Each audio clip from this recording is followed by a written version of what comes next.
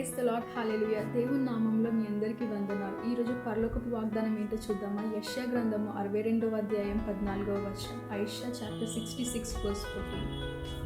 When you see these things, your heart will rejoice, you will flourish like the grass. Everyone will see the Lord's hand of blessings on his servant and his anger against his enemies. మీరు చూడగా మీ హృదయం ఉల్లసించును, మీ ఎముకలు లేతగడ్డి వలె బలియును. యెహోవా హస్తబలము ఆయన సేవకుల ఎడల కనపరచబడును, ఆయన తన శత్రువుల ఎడల కోపము చూపును. హల్లెలూయా. చూసారు కదండి దేవుడు మాట్లాడిన మాట. ఈరోజు ఏమంటున్నానంటే తన బిడ్డ అంట లేత గడ్డి వల్ల ఫ్లరిష్ అవుతారంట.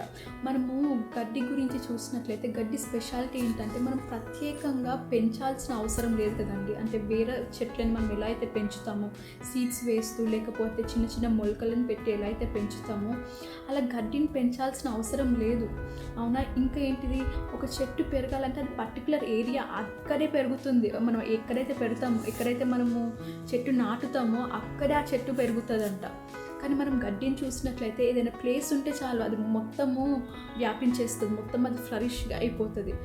దానికి బౌండరీస్ ఉండవు, పర్టికులర్గా ఆ ప్లేస్లోనే పెరగాలి, ఆ ప్లేస్లోనే ఉండాలని. ఏదైనా ఖాళీ ప్లేస్ ఉంటే అది మొత్తం గ్రాస్తో ఫిల్ అయిపోతుంది. అంటే గ్రాస్ యొక్క ఫ్లరిష్మెంట్ గురించి దేవుడు ఈరోజు మాట్లాడుతున్నారు. మనం అనుకోవచ్చు గడ్డితో పోలిక ఏంటి, గడ్డి ఎండిపోతుంది కదా, గడ్డిని మనం ఇట్లా పీకగానే వెళ్ళిపోతుంది కదా అని. కానీ మనము చూసినట్లయితే గడ్డి పీకగానే వెళ్ళిపోతుంది కరెక్టే, కానీ మళ్ళీ అదే ప్లేస్లో గ్రో అవుతుందంట, అదే ప్లేస్లో ఇంకా వ్యాపిస్తుందంట.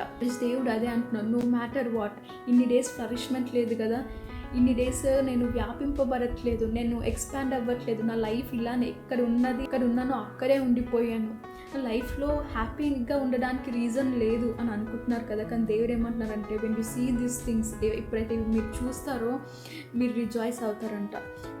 దేవుడు ముందుగానే ఒక అష్యూరెన్స్ ఇచ్చేస్తున్నారు, ఏంటంటే మీరు రిజాయిస్ అవుతారు నో మ్యాటర్ వాట్. మీ లైఫ్లో జరగబోతుంది, మీరు రిజాయిస్ అవ్వాల్సిందే, మీ జీవితంలో ఇలాంటివి జరుగుతున్నాయని.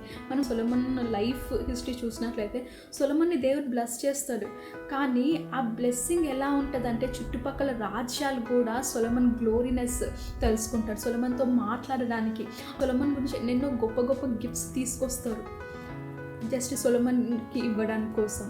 అంటే దేవుడు వన్స్ అలా బ్లెస్ చేస్తే ఎందరికో వినిపిస్తుంది అంట వాక్యం.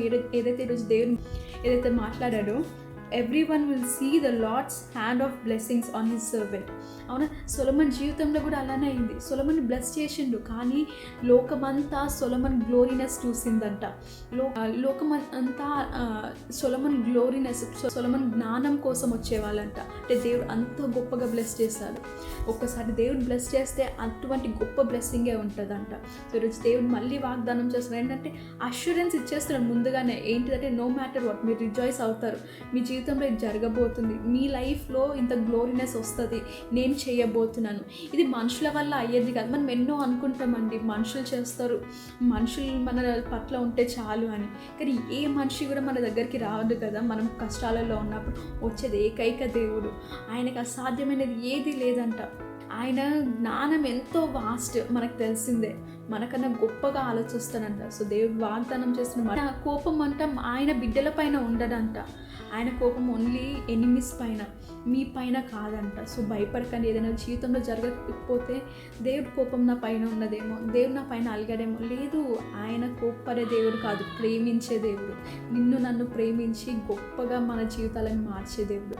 సో దేవుని కార్యాలను చూడండి, దేవుడు మిమ్మల్ని ఎలా ఎక్స్పాండ్ చేయబోతున్నారో చూడండి, దేవుని మహిమపరచండి. Amen. God bless you all.